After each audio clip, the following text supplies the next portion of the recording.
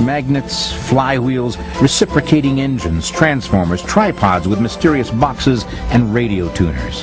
How do the pieces of this puzzle fit together? And could the answer be a way to defy gravity and a spectacular end to the energy crisis? With rolling blackouts and gas prices skyrocketing at the pumps, you won't want to miss what comes next.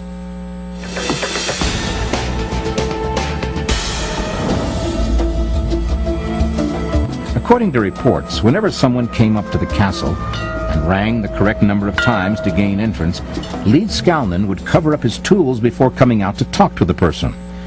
Why was Lead Skalman so secretive about how he moved the huge coral stones? People also said he had a sixth sense to detect if someone was secretly watching, and he would immediately stop working and simply putter around. There is a mindset called the Italian tile layer syndrome. These renowned tilers would go all over the world laying tile for important buildings and people. No one was allowed to watch them because they were protecting their trade secrets. I believe that Lead Skalman had this kind of mindset.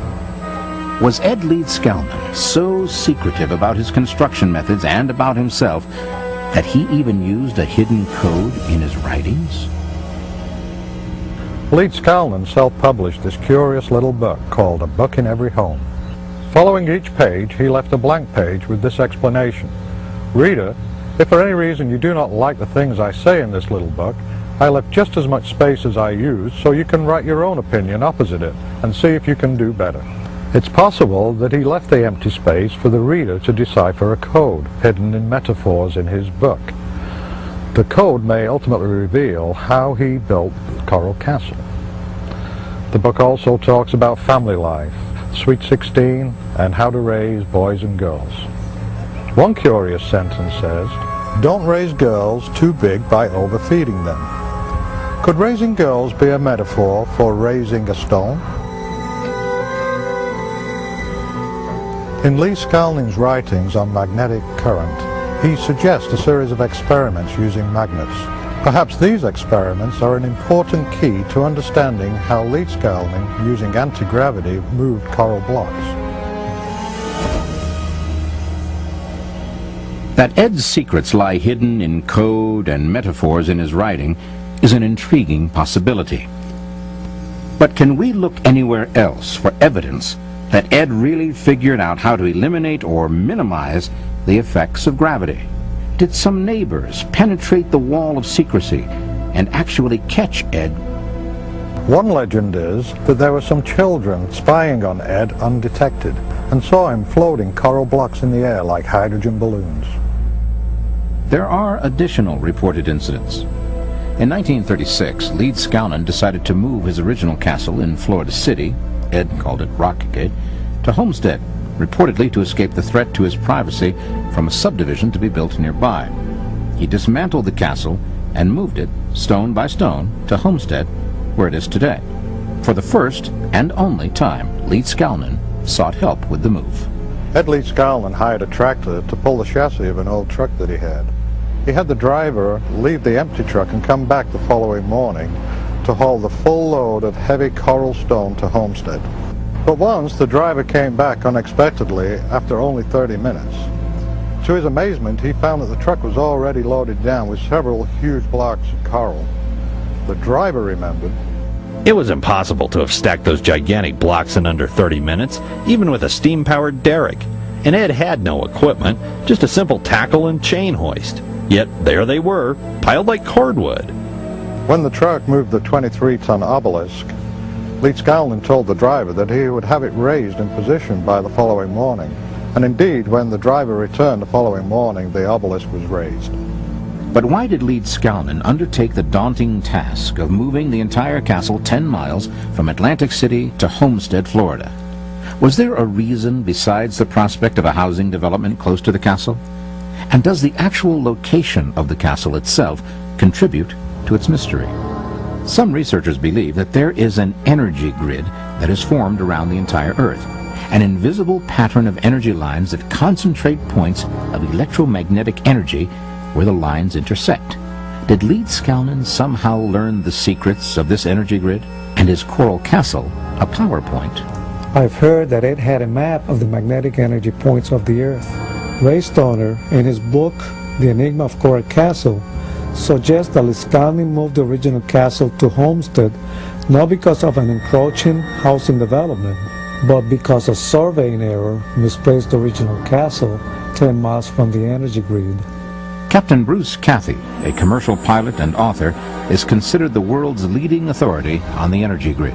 I've just recently been running the given position of Coral Castle through my computer using the computer program that we've developed, and I found that there is a definite link with gravitational forces, and also a link there with the Earth's magnetic field.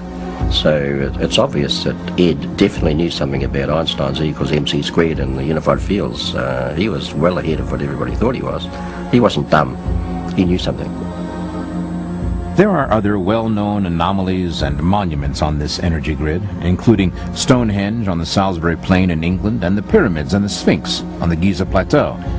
Interestingly, many questions surround the construction of these huge monuments and how they were built with the primitive technology of ancient times. Did Ed Skalnin really understand how to use this so-called energy grid?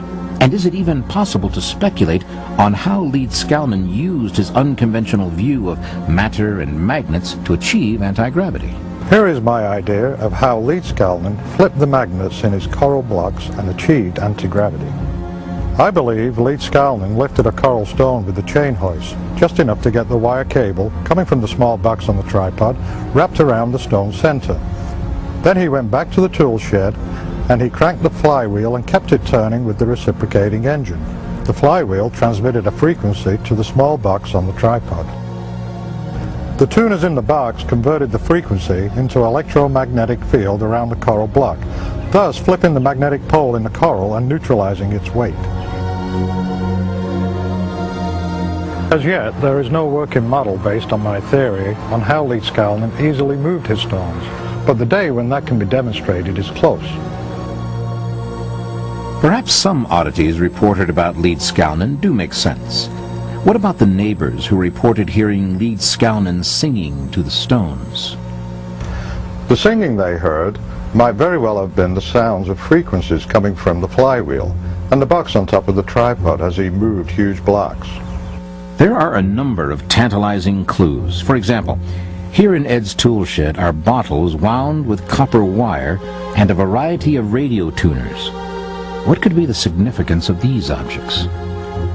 I believe Skalnin was experimenting to find the frequencies that would work to flip the magnets in the block, and perhaps each block had a different resonant frequency. If all of this, or if any of this is possible, perhaps even some of the structures constructed by Ed Skalnin at Coral Castle take on a new significance. For example, isn't it going just a bit far to create a separate room for the punishment of children you don't know if you'll ever have? I discovered that Ed's repentance corner is like a dead sound chamber, where perhaps he listened to different frequencies on his radio tuners. Ed Skalnin's construction of Coral Castle seems to elude any explanation based on known science and conventional tools. But what if we open our minds just a little bit? What if it really is possible to eliminate or greatly lessen the effect of gravity? What would the world look and be like with a new science and Ed Skalnin's tools? Could it help explain some mysteries from our past? Skalnin would appreciate that I'm here at the Florida table, cut into the shape of the state of Florida. He envisioned sitting here with the governor of Florida along with the legislature, sitting in the rocking chairs discussing important matters.